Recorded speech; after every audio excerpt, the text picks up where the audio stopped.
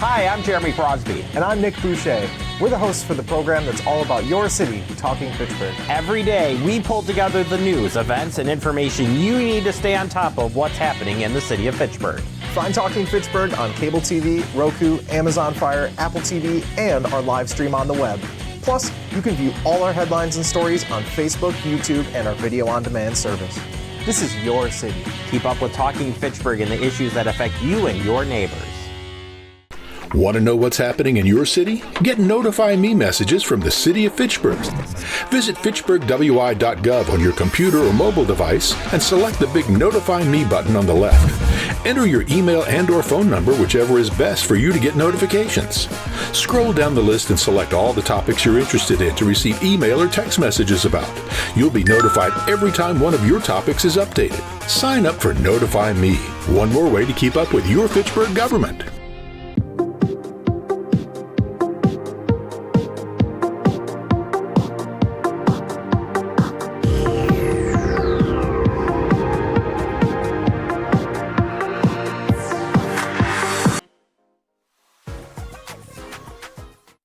We'll call to order this meeting of the Fitchburg Board of Public Works for Monday, December 2nd, 2024, held in the Francis Huntley Cooper Council Chambers. Tonight we have our full quorum. All our members, Don, Alder Jetzer, myself, Dave Wilburn, and Kim Labdell are all here. So thank you for attending. We have a fairly full agenda here tonight. I don't believe we have anyone for non-agenda items. So we'll move to item 3 alpha, approval of November 18th meeting minutes. Do we have a motion to approve? I so move to approve the meetings. Moved by Wilborn. Do we have a second? Second. Second by Don. Questions, corrections, additions? Seeing none. Call the vote. All in favor of the approval of the November 18th Board of Public Works meeting minutes signify by saying aye. Aye. Aye. Opposed? The minutes are approved. Next, agenda item 4, report of the Director of Public Works, Mr. Tim Volker, PE. Thank you. Just a couple project updates this evening. Our 2025 ARPA street resurfacing project. We awarded the construction contract to Payne and Dolan at last week's Common Council meeting. This work will commence in spring 2025. Our Well 12 drilling project, the drilling of the inner casing, continues. And then staying with the water utility, our Tower D construction project, the construction contract award is on tonight's agenda. And then the lane striping, as I mentioned, last BPW meeting was completed on Fitch-Rona Road, Nesbitt, and Seminole Highway. The crosswalks, stop bars, and bike symbols still remain. Those will remain till spring. It's an epoxy paint, and due to the temperatures that we're seeing, we need to push that off till spring. So that's something we'll have the contractor come back first thing and complete. But as I mentioned, the lane striping is complete for that project.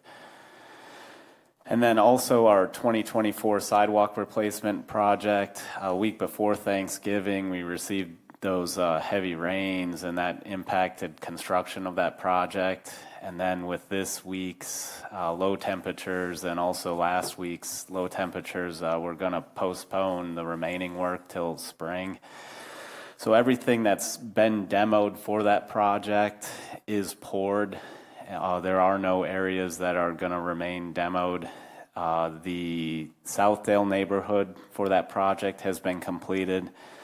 And then they started in the Uptown Crossing neighborhood, but did not complete that. So they'll most likely start there in spring, wrap up that neighborhood, and then kind of move to the miscellaneous areas throughout the city to complete that in spring 2025. With that, does anyone have any questions? Board. I have one. Should we endeavor to move that up next year, getting that bid out so they can get it earlier? Yeah, definitely the sidewalk project. This year we did want to get it out sooner. We had that backlog of projects from the street resurfacing ARPA that we were working through. But this year, definitely the sidewalk project will be moved up and completed, so this does not happen. Not a big, not a big deal. I don't, as long as, since we don't have any, places that are dug up that'll be sitting till spring. Are we all set? Is our plow equipment, our salt supply, is everything ready for winter? Yes, we're all ready for winter. And I assume we, once we hit this cold, then we're stopping our street sweeping. Am I Correct. So I would just add, anyone that's watching, you can still get the leaves out of the street. It's a good idea. If they do get blown into where the drains are, they'll freeze there and really have a mess. So residents, we ask residents try to rake up the leaves in the curb in front of their property, since we won't be having the street sweeper going through anymore.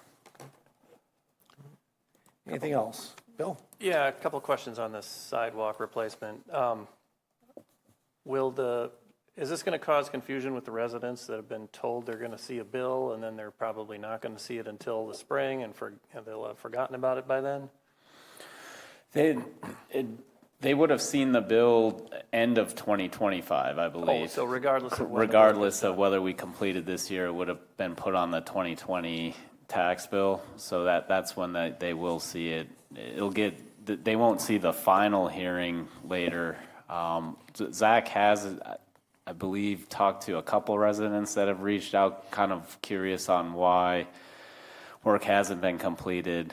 So that's something I can talk to them internally. Maybe, we reach back out and just mention that if your sidewalk hasn't been replaced, that'll be replaced back, come spring 2025. So that's something we can definitely talk internally and see if we can notify those residents so they're not wondering why or what's happening. Okay. And then also, was there any fallout from the discussion about why so many slabs needed to be replaced in Uptown Crossing, where they were only 5 or 7 years old or whatever? Yes, we dug into the history, the punch list of that project, and there were a couple locations of sidewalk listed, but they didn't coincide. I think there was only one location that coincided with what we have in this project. Next, we looked into the occupancy permits to see if that was listed, if damaged sidewalk was listed on the occupancy permit, and only a couple we found. So we did reach out to Viridian Homes, and I'm still waiting to have a phone call with their, I believe is director of development. Waiting to hear back. We had a phone call scheduled 2 weeks ago, but he got caught up in a meeting on site, so we had to reschedule. Then the holiday happened, so I'll follow up with him this week to see if we can still have further discussions, potentially about Viridian paying for the sidewalk, or at least the resident share. Do we have what are there large Viridian projects going on in the city right now? Yes. Because I'd like to remind them, we can bring them to a halt too. We expect them to be good partners with us, and I don't expect 5-7 years that a resident should have to pay for a sidewalk in that time frame. Well, keep us posted, Tim. Will do. One question. I don't know if you know, or you have to ask Ross. How many of those temporary speed boards do you have? I had a neighbor that lives on Williamsburg Way, and he said it's getting out of control again with the speed, and he was asking if one could be put on kind of the hill going up towards Whitney Way on there again. Yeah, currently, I believe the city purchased 8 this year. 2 were to be used in each Alder district at agreed upon locations. And then those, I believe, have all been specified location-wise. Okay. Citywide, we may have 15 to 20, I would say, between Public Works and the police department. But they're all in locations. it's something we can have Ross take a look at to see. If we could get one, like he mentioned, he said it's kind of getting out of control, and I don't see large value in police coming and writing tickets because, they get a few people, and as soon as they're done, then it starts back up again. So ultimately, I need to work with the residents, get some speed bumps in that area. But if a board becomes available, Specific location of the speed board? we would like it on Williamsburg Way, heading. So King James hits Williamsburg and about a half a block to the right as it goes up the hill there. There's a stop sign at Valley Forge and Williamsburg. And they stop, or sometimes people stop there, not that often, but then they're gaining pretty good speed by the time they get to the hill going back up there. So. Yeah, I can speak with Ross about that, see if Yeah. any traffic studies have been done up there. Yeah, check. We can go from there. Yeah, see what he has to say. Like I say, the neighbor said, can we get the board back again for, get people to slow down here a little bit. So again. a board was placed there previously? There's been one on Williamsburg Way. Now, it might have been, we might have had it closer to the park, on the other side of Valley Forge. Or I think we've had ones on Williamsburg Way before. Okay. The one that he put by our King James Way Park is doing a good job. I notice people are slowing down there. Yeah, we found that speed boards in all locations are an effective tool to slow down traffic. We find, traffic previously does slow down once a speed board gets put up. Speedboard's fun. I'm not like Alder Jetzer that I can go by speeding on my bicycle. But, it's always fun to see how fast you are going. All right. Tim, I guess piggybacking on that, I don't know if you know off the top of your head the timeline for getting our streetlight software implementation and when we might be able to see, where the problem areas of the city are. Yeah, I believe that's, as soon as the money becomes available for the 2025 budget, we would look to purchase that right away. So I believe Ross is looking to get the quote and, enter the pre-approval for the purchase of that as soon as the system allows us to. So You don't have I would say typical implementation time. I would imagine that's got to be pretty quick. Right, and I believe either this week or next week, there's a training set up with Streetlight. We can forward you the link too if you want to attend that.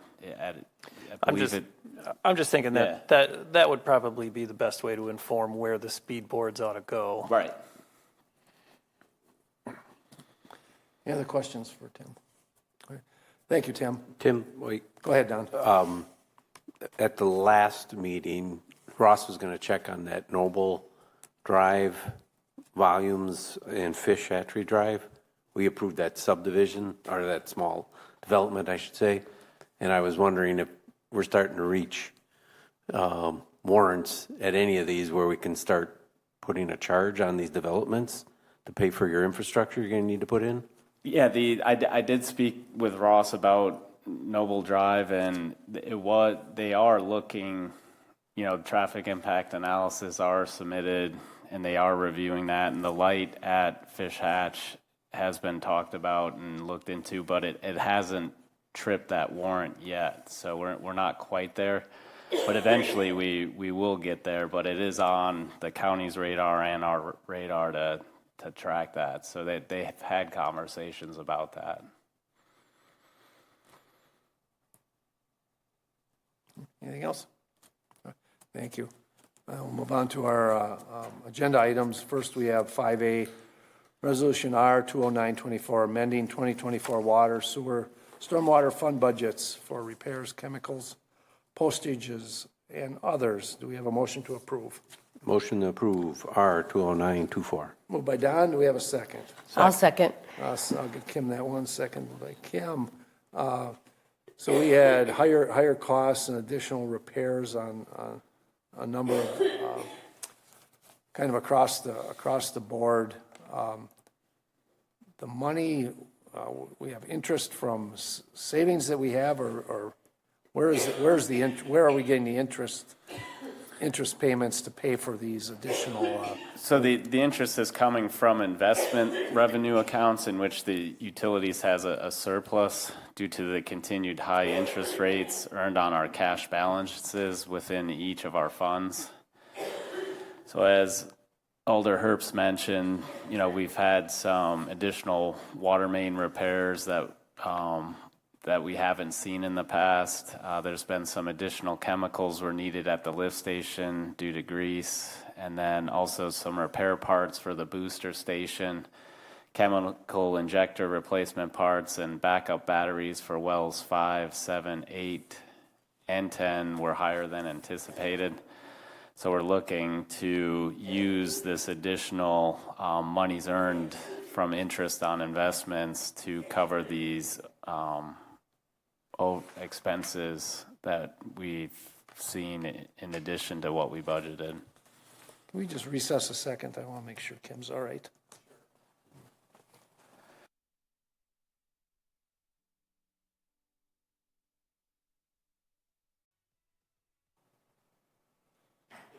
Okay. Question, this happened in, 2024, did we see something similar 2023, 2022 to 2023? I don't recall that we had something similar. I don't know, it just No, this is different. This particular year, one thing we did implement was the unidirectional flushing. Oh, that's right. So what we saw on a couple of these water main breaks was the water main was installed within a clay rock trench, and on the bottom of the pipe, it was sitting on a rock, so it just wore over time. And when we went to flush the lines, you're cranking on valves, shutting down, and it caused a break there. It was always leaking there. It just facilitated that break to happen sooner. Okay. So, there were several breaks. Richmond, we had 3 breaks on that one main that we had to repair. And then on Woods Edge, there were 2 breaks on that line. And, all 5 of those locations was due to a clay rock trench where the pipe was embedded in this rock, and it just wore. It wasn't sitting. Yeah, this summer on Monticello Way, there was one, and I happened to be going by when the crew was repaired, and they showed me the picture of the rock sitting, the rock right underneath the. God dang it! What was our? And then earlier this year, we ran into some valve repairs where the bolts had actually corroded really bad. We had to replace the bolts, so that wasn't anticipated. So that in several locations throughout the city, we had to, when we went to do our valve turning maintenance, we encountered that. So that increased the cost of this account. We don't do anything on the water system to prevent galvanic corrosion, do we? Anodes or anything like? Not that I'm aware of. Yeah, I don't think we do. It's doing it on natural gas pipelines, but I'm not aware of it. I don't know how you would do it on the iron pipe, all that iron pipe in the ground. That's not. It's just sitting in the ground. Okay. So it's been a bad fall for breaks. All right. Is our change in our flushing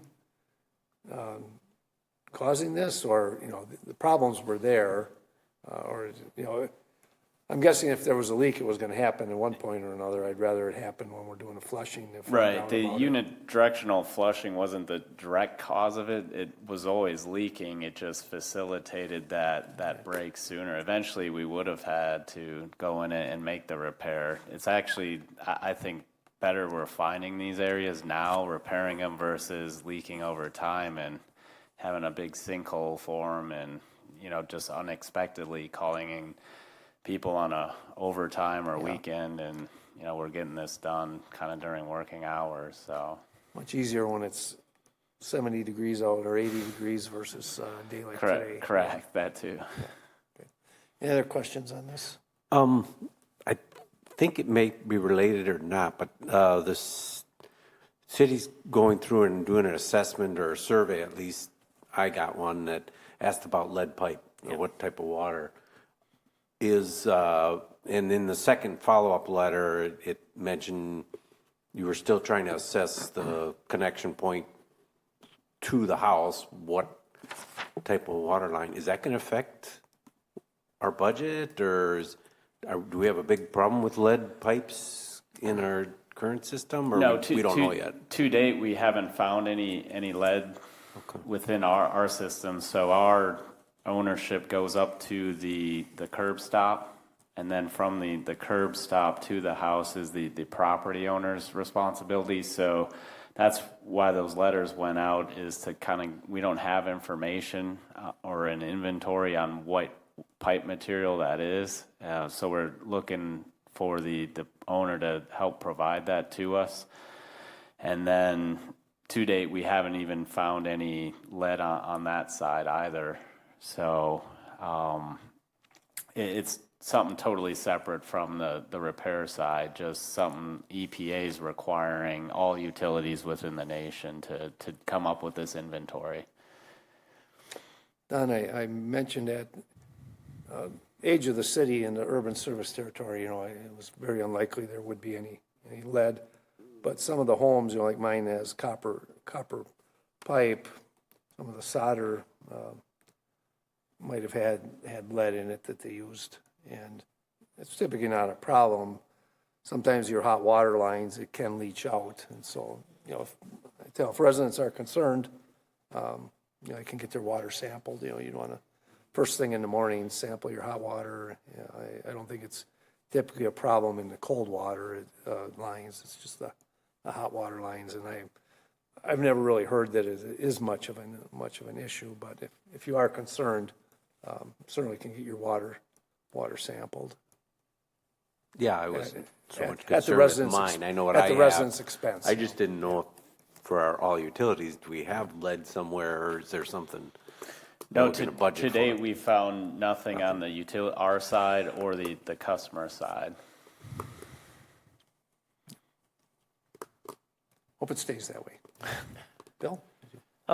Yeah, so I guess I'd like a little more information on it says, now that we're doing the unidirectional flushing, there have been more repairs to mains. So is this just an extra level of stress compared with, in the past we've been using bidirectional flushing? So the city went to a unidirectional flushing. We hired a consultant to do that. So we're working from the water towers out into the system, where we're strategically opening and closing valves to be more efficient with the water we use.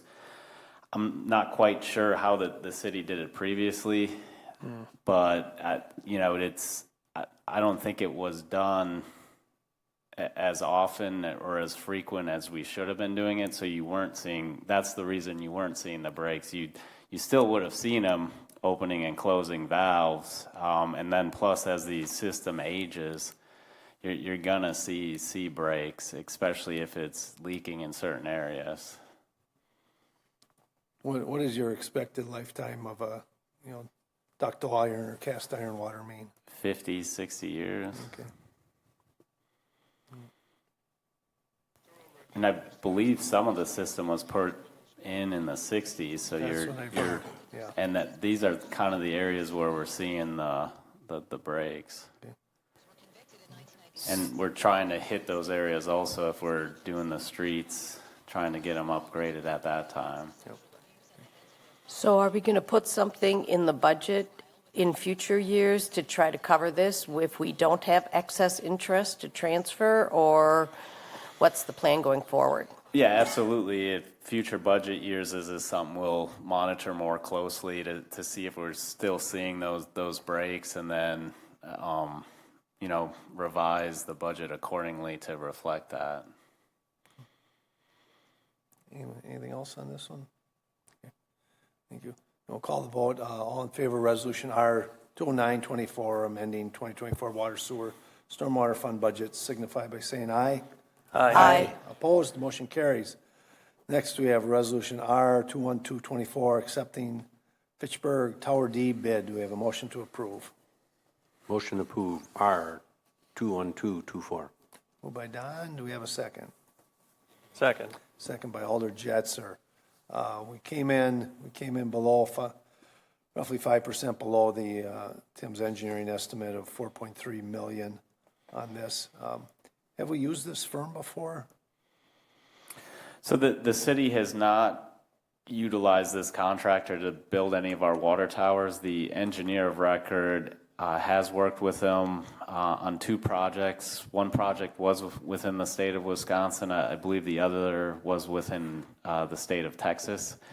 And they had no issues on either project with the contractor, and they recommended award to McGuire Iron Incorporated. How tall will this tower be, approximately? I believe over 1,000 feet. Not the tower, not the height of the tower, not the well, not the Nice. the elevation you'd say would be at the top would be Yeah. over 1,000 feet. Okay. All right. I was hoping we weren't building a 1,000-foot No. water tower. Okay. So it does say in here that the vendor is not new. Have we used them for maintenance or something else before? On the pre-approval, you're saying? Yeah, on the pre-approval, it says, is the vendor new, and it says no.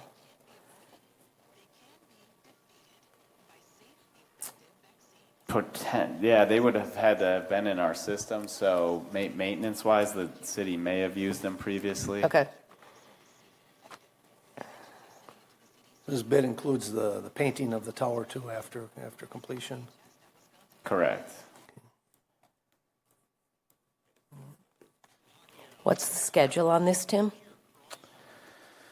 We look to start 2025 and be complete in 2025. Are they responsible for all the concrete work, for the footing on it and everything? Yes. Okay. And there is a budget amendment associated with this where we're looking to transfer $400,000 from the Tower F land purchase, and we're looking to transfer that to construction of the Tower D.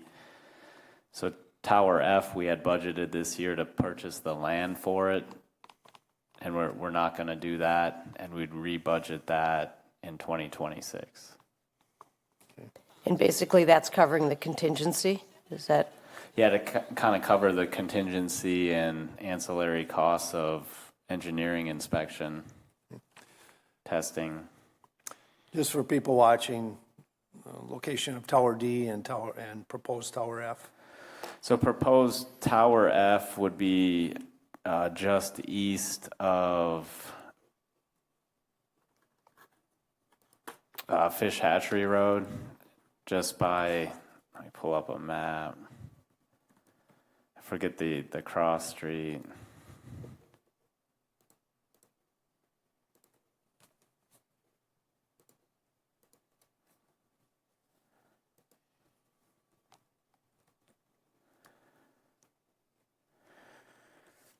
So it'd be east of Glacier Valley Road. Okay, all right, On either Promega or Blaney land we'd look to purchase. okay.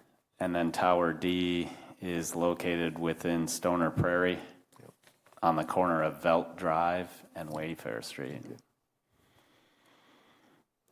Essentially adjacent to the well. Oh, yep, that's the well location, excuse me. Tower F's the interchange of Highway 14 and Lacey Road. Okay, all right. Okay. A lot of projects going on. Okay.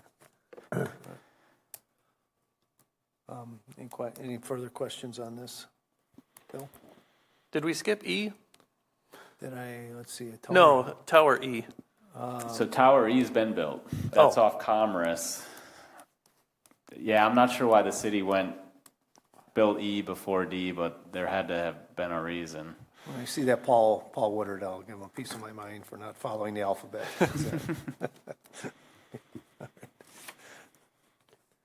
The only question I had when I was looking at the two bids you got in your engineering estimate was on the access and security control system. Where's Tower E at? You got, Commerce Drive. they bid it at 80,000 and the other bid and your estimate was 8,000. So did they put an extra zero in there, or is that, I wasn't following why the big difference there in that one. Yeah, so McGuire did put in $80,000 for that. We can look into that a little bit more on the specific reason for that, but they did come in significantly under on the site improvements, about $300,000 to $400,000.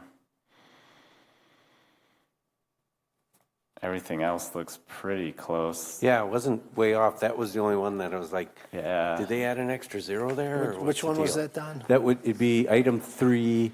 It was the access and security control system. On page 7. Correct, yeah. Our estimate, engineering estimate was 8,000.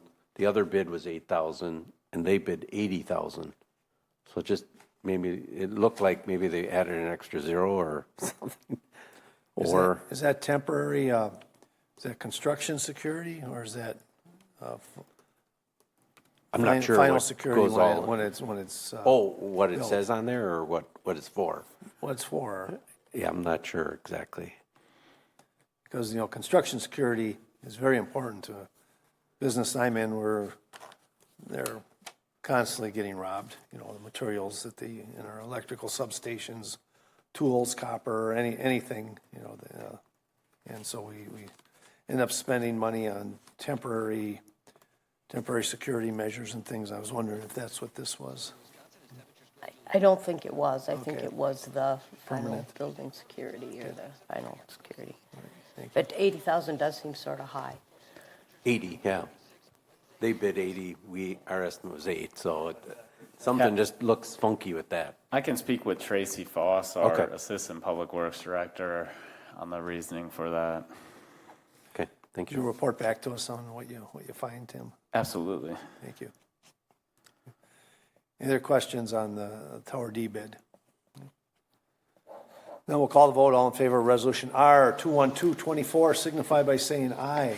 Aye. Aye. Opposed? The motion carries. Next, Resolution R 21724, granting an underground electric easement in Outlot 5 of Crescent Crossing.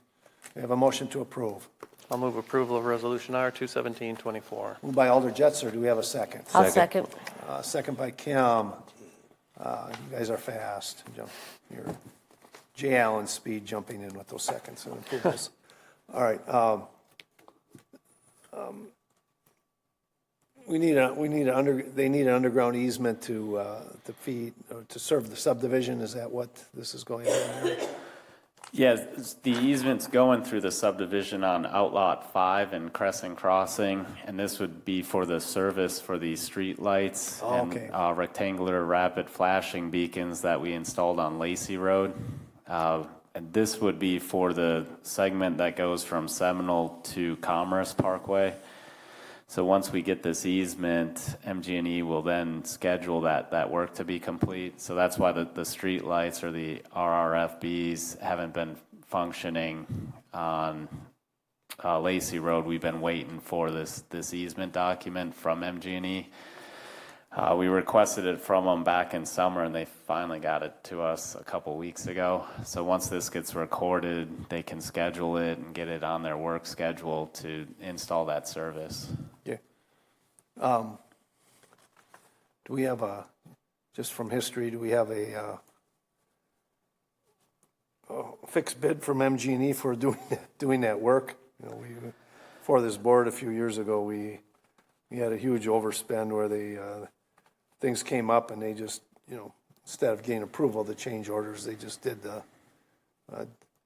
just kept doing the work and then gave us a bill, and we weren't happy about that. If it needed to be done, but we should have been. That happened to be up here when they did Lacey. You were aware of that. So Yep. I just want to make sure that we don't get in that situation. Change orders occur. I understand that, but they shouldn't do the work unless we approve the change. I can check with Ross. He's been the one directly communicating with MG&E, Okay. and I can report back. Could you? Thank you. That's my only request on that. Other questions for Tim on this one? Okay. Seeing none, we'll call the vote. All in favor of Resolution R 217-24 signify by saying aye. Aye. Opposed? The motion carries. Next 5 Delta, Resolution R 217-24. Preliminary resolution for Lacey Road Water Main Sanitary Sewer and Road Improvements. We have a motion to approve. I'll move approval of R 218-24. Moved by Alder Jetser. Do we have a second? Second. Second by Don on this one. Give us the rundown on this, Tim. Sure. Municipal water service, sanitary sewer service, and turn lane improvements were installed for future development in the O'Brien Flats plat south of Lacey Road as part of the Lacey Road reconstruction project. So the O'Brien Flats subdivider had signed a waiver of assessment, which basically waived their right to a assessment hearing as part of that agreement. And this is the resolution for the preliminary assessment, which would authorize staff to prepare the preliminary assessment report and to proceed with the special assessment process as defined in our local ordinance for the improvements that we installed as part of the Lacey Road reconstruction project. Thank you. Very concise explanation. Is this, when you're talking turn lane, are we talking at the Edgewood Correct. campus there? Or the Edgewood athletic facility there? Okay. Yes, I believe it was part of that subdivision improvements agreement that was signed back in 2022. Okay. Questions on this one? Is that Edgewood project gonna go? As far as I know, yes, it's just been delayed. They did come in for a development meeting a couple weeks ago to kind of bring us up to speed. But yeah, it has been delayed from what they originally expected. Okay. I believe they're fundraising. Okay. They have to reach a certain threshold for fundraising, I think, before they can move Gotta ahead. have the money first. But I'm very hopeful it comes. I think it'd be a great addition to the city. All right, so any other questions? So I believe there's only 2 properties that would be assessed on this. Does that sound right? The property to the north, and then the Edgewood, former O'Brien Edgewood property to the south. Yes, I believe. I think it's Or is actually it just just the the property south? to the south, not the north. That makes sense. There's Yeah. two separate. They already had theirs, yes. They needed water and sanitary in that section. It's 2 separate O'Brien families to start with on that property. Yeah. I think it's just one O'Brien. No, there's north. North isn't the same O'Brien family with the south O'Brien land. Oh, yeah, understood, yeah. Any questions on this? We did a TIA for this whole area, right? I mean, Yes. we got lots of growth and development, and once you get that Edgewood, it's going to be a lot of vehicles. Yes, and as part of the Lacey Road reconstruction project, traffic was evaluated, and then also Fitchburg Road, we took that model and updated it. And then as part of the South Stoner Prairie, that's something they're looking at very closely. Any further questions on this one? Bill? Is that information publicly available, the traffic impact analysis? Raw, not on our website, I don't believe, but it's something we can give out if requested. Yeah, there's neighbors that are making noise about another development that's going to go in on the northwest corner of Seminole and Lacey there. Okay. And one thing that they like to mention is how much extra traffic is going to be generated. Okay. And I would, it's a tough issue. I would encourage them to be there at shift change at sub-zero. Won't get any more than that. won't get any more than that in a short time. All right. Anything else? And then we'll call the vote. All in favor of Resolution R 21824 signify by saying aye. Aye. Aye. Opposed, the motion carries. Next, we are, hang on here. Let's move my screen down. 5 Echo, Resolution R 22124, accepting subdivision improvements in Phase 3 of the plat of Highfield Reserve.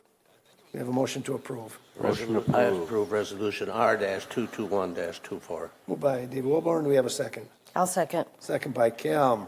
The continuing work in the Highfield Reserve.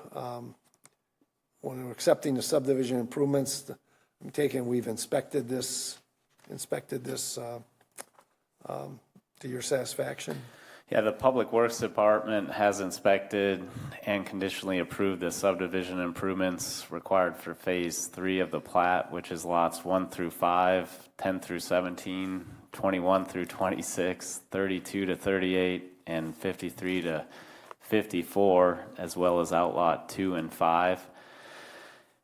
There's one small item on the punch list, and it's a full site topo map that we're still waiting for, but we do feel confident we'll receive that prior to council approving this. If we don't, it's something we can postpone at council.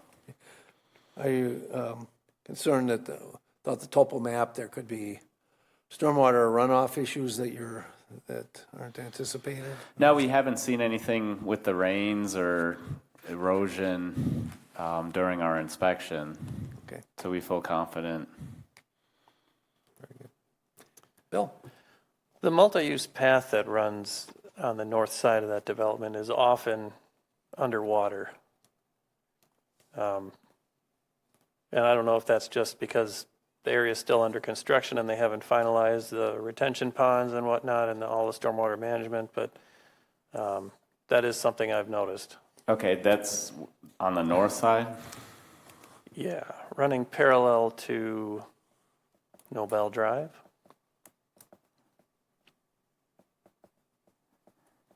I can speak with the engineer and inspector Okay. from the city and to see if they've seen that or if there's a issue going on out there.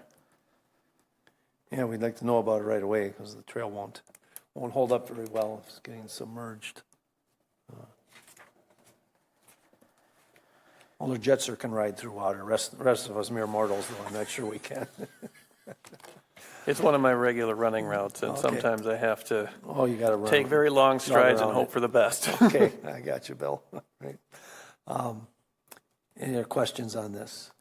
Tim, I found it interesting that the storm basin's being built in Phase 3, and this is Phase 3 versus Phase 1. But is it designed just for this development, or is based on the topography, is it going to take on water from outside this development?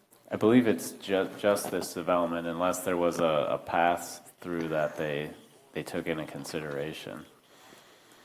So all the surrounding water goes somewhere else? Correct. Okay. There's other basins in the area, though. Yes. In that subdivision. Okay. I just, as the development grows and stuff, is someone looking at all this to make sure we got capacity? So. Yeah, I believe it's standard practice in the city that for any development, that all the stormwater that would naturally fall on that site needs to be contained on that site. Do we ever have any exceptions to that for, centralizing stormwater catchment? Yes, there's off-site areas that can drain onto your property, and you can either pass that through your site or route it around your site.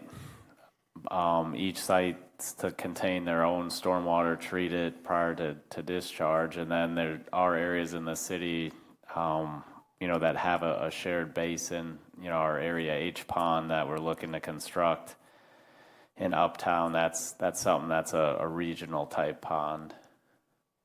So it's kind of specific to the location. Am I correct? Some of our designs take into account, extreme weather event, like if along Lacey, where the new path goes, Crescent Crossing there's a lower portion that's concrete next to where that kind of swale detention basin. If they got excessive water, it could flow over that, kind of go down Lacey and not wash out the bank or the road. I think that's how that's designed. Yeah, no overflow. Yeah, there's a design. At least on that one. Any other questions on this? All right. We'll call the vote. All in favor of Resolution R 221-24, signify by saying aye. Aye. Opposed, motion carries. Next, Resolution R 219-24, accepting subdivision improvements for Phase 1A and 1B in the Hartung Fields Plat. Do we have a motion to approve? I'll move approval. Moved by Alder Jetser. Do we have a second? Second. Second by Don. Hartung Fields has been it's been talked about a lot at council, many reasons. Mr. Haight has talked about this at length, but assuming that everything is satisfactory to the city for these two phases on here. Yes, there are a couple more punch list items on this one. That same topo map we're waiting for. There's also a survey, that signed easement that was approved at the last Board of Public Works meeting, which was for that multi-use concrete path. And then a couple minor items, but we do feel confident to move this forward, that we'll get those items. So if you don't, then you can just let me know and we'll postpone at council next week. Okay. All right. Any other questions on this? Dave? Board? Seeing none, we'll call the vote. All in favor of Resolution R 219-24, signify by saying aye. Aye. Opposed? Motion carries. Next, Resolution R 224-24, authorizing placement of air handler controls. We have a motion to approve. I'll move to approve Resolution R 224-24. Moved by Kim. Do we have a second? I'll second it. Second by Mr. Wilborn. Air handler controls for the library? City Hall? Okay. So is this a planned emergency, scheduled? Give me the rundown on this one. So this is an emergency scheduled. It was unplanned. The air handler controls currently need to be operated manually several times per day based on outside temperatures to maintain the inside temperature and to prevent the coils from freezing and or damage to the air handling units. Delaying the replacement could result in further damage to the public facility due to flooding and or result in loss of heating and cooling in the entire City Hall building. The notice and bidding requirements for public works contracts are not mandatory for the repair and reconstruction of public facilities. When damaged or threatened damage thereto creates an emergency in which the public health or welfare of the city is endangered, as determined by resolution of the Board of Public Works. So Board of Public Works and the Fitchburg Common Council were looking to declare this purchase a public emergency due to the threatened damage, and then having council authorize Harker Heating and Cooling to complete the necessary repairs and replacements as detailed in the pre-approval form, and authorize the amount not to exceed $29,823. So there's 3 air handler controls being replaced, and each of them cost approximately $10,000 each. Are these the originals? Yes. Well, we got something that gave us some decent life, considering this was built in 91, had to fix the roof and a lot of things, so. And where's the money coming from? Yep. Thank you, Kim. I believe this was ARPA funding. Let me just pull up the pre-approval form.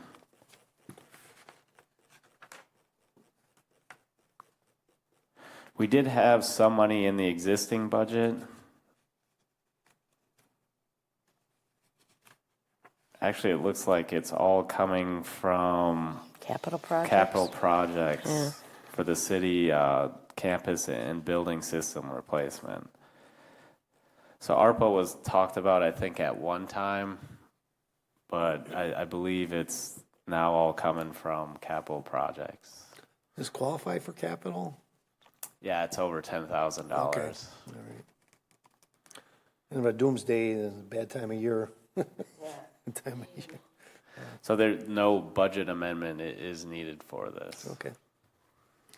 Any questions? Just in general, again, it's an emergency. What'd you say? We got 30 years out of this. Are there other emergencies ready to happen on other stuff? Yes, we're trying to get a better handle on that. Kind of like how we do our fleet replacement is our buildings and grounds maintenance supervisor, Kevin, also the mayor employee of the year, has put together similar spreadsheets for each of the buildings and kind of the important mechanical equipment and looking to get that on a replacement schedule. So that's something we'll be incorporating into future capital or CIP process. When do you anticipate they'll be able to do this? ASAP? Or? Yeah, I believe that this month they can get that scheduled. Okay.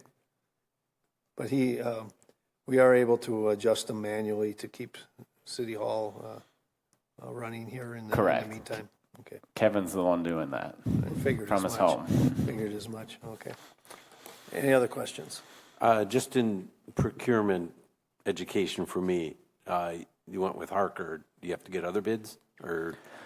So due to this being an emergency and it falling under repair and maintenance, we do not. But if this was a new construction project, anything over 25 would go out to bid. Anything between 5,000 and 25,000, we'd just get 3 quotes for.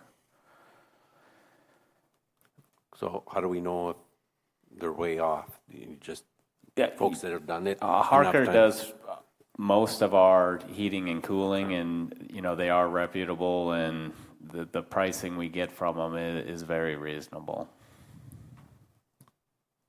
Any other questions? And then we'll call the vote. All in favor of Resolution R 224-24, signify by saying aye. Aye. Aye. Opposed? Motion carries.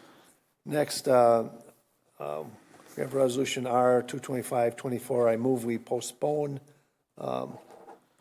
this resolution until January, the first meeting in January. Do we have a motion to postpone this? Motion to postpone. Okay. I'll second it. Second by Kim. Again, Tim mentioned, I wrote it down here, mostly with easement for a sidewalk issue that has to be resolved. The sidewalk that was put on private property. So, okay. When is that going to be again? First meeting in January. Okay. Thanks. So I believe that will be the 6th. All right. Seeing no discussion. All in favor of postponement signify by saying aye. Aye. Opposed? It is postponed. Next, we have Resolution R 181-24, and I will entertain a motion to postpone this until our December 9th Board of Public Works meeting. Motion to postpone. We have a R second. 181-24. I'm sorry, a second? Second. Second by Alder Jetzer. This was, as Tim was discussing before, there were changes made, things with the county, and they just got the agreement, got it typed up to give us time to read it. He asked that we move our council meeting or our Board of Public Works meeting to the 9th to review this. So, any other questions on that? Seeing none, all in favor of postponement signify by saying aye. Aye. Opposed? It is postponed. Our next Board of Public Works meeting is Monday, December 9th at 5:30. Again, this has been changed. Are there any, I don't think we have anything else. At this time, I'll entertain a motion to adjourn. Motion to adjourn. Moved by Don, do we have I'll a second? second it. Second by Dave Wilborn. All in favor of adjournment signify by saying aye. Aye. Opposed? We are adjourned.